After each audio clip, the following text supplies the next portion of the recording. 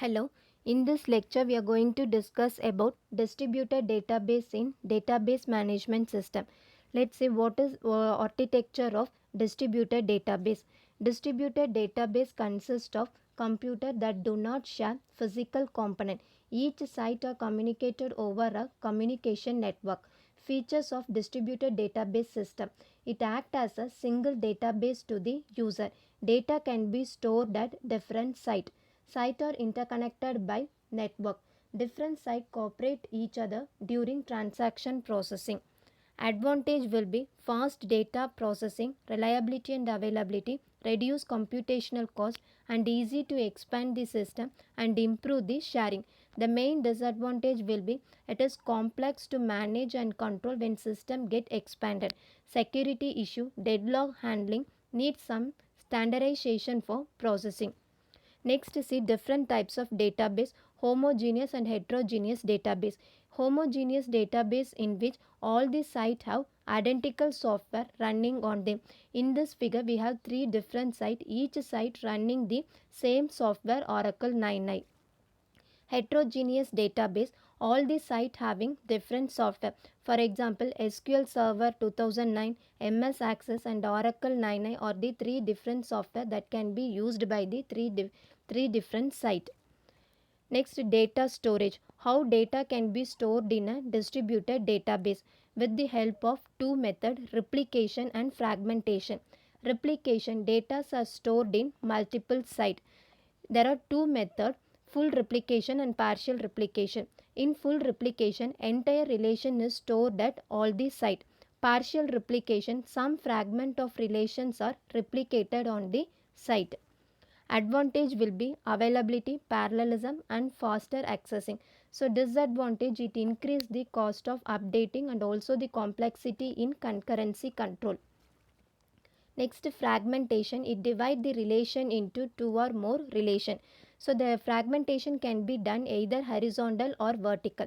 In horizontal fragmentation, it is based on the tuples, where in vertical fragmentation, it is based on the columns. So let us consider the relation student. It has roll number, mark, city. So when the user make a query, select star from student where mark greater than 50 and city equal to Coimbatore. So in this student relation, the student who got the mark above 50 and locate in the city Coimbatore will be the single record, roll number 1. Transaction processing. In distributed system transaction, the transaction can be initiated at one side and it can be processed at the another side. Let's see some of the terminologies used in transaction processing. Local global transaction, coordinating and participating site, transaction manager. Local transaction, so the initiation will be taken and updation can be done on the same site. Global transaction, initiation can be taken at one site and transaction processing and updation can be done at the another site. Coordinating and participating site, the transaction which initiate can be called it as coordinating site and sub transactions can be executed as called participating site. Transaction manager, it manage the overall transaction will be taken place. So the main role of transaction manager need to maintain the log file for recovery. Transaction coordinator, so transaction coordinator execute the various transaction. So the roles of transaction coordinator have to start the execution of the transaction and distribute the sub transaction at appropriate site. In transaction processing, it has two different approach, two-phase commit protocol and three-phase commit protocol. In two-phase commit protocol, blocking problem should be arise that can be overcome by the three-phase commit protocol. In two-phase commit protocol, every transaction it have to maintain the atomicity property. So it consists of two phases, voting phase and decision phase. In voting phase, the first step, the coordinator will ask the participant to prepare the commit message and update that prepare T message into the log file and send prepare T message to all the participant. And the step 2, once the participant receive the message from the coordinator, the participant will make a decision either a commit or not commit. When the participant decide to respond not commit, it update in their log file as no comma T and send a message to the coordinator as abort comma t. If we plan to commit the transaction, it have to update the log file ready comma t and send a message to the coordinator as ready comma t. The second phase will be the decision phase.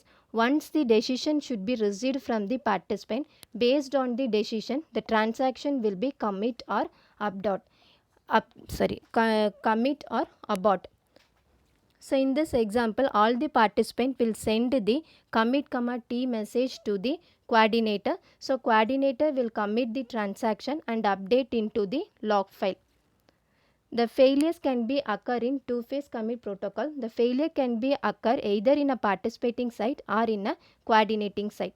When the failure occur in participating site, it need to check the log files of the participating site. When the log file can be contained either a commit comma t, abort comma t or ready comma t.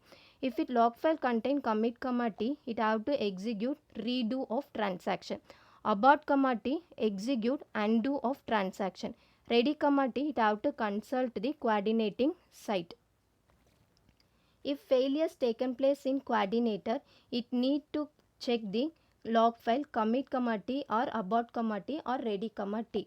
So if it is commit comma t, the transaction is committed, otherwise transaction is aborted. If the log file contain ready comma t, it have to wait once coordinator have to recover. Next, three-phase locking protocol. The problem in two-phases blocking problem that can be overcome by the three-phase locking protocol. It contains three different phases. First one will similar to the two-phase. The second phase will be decision, that also similar to the two-phase commit protocol. Third one will coordinator send commit or abort message to all participant site. So if coordinator fails in the three-phase commit locking protocol, based on the pre-commit, one of the participant can be act as a coordinator and send the pre-commit to all the participant. Thank you.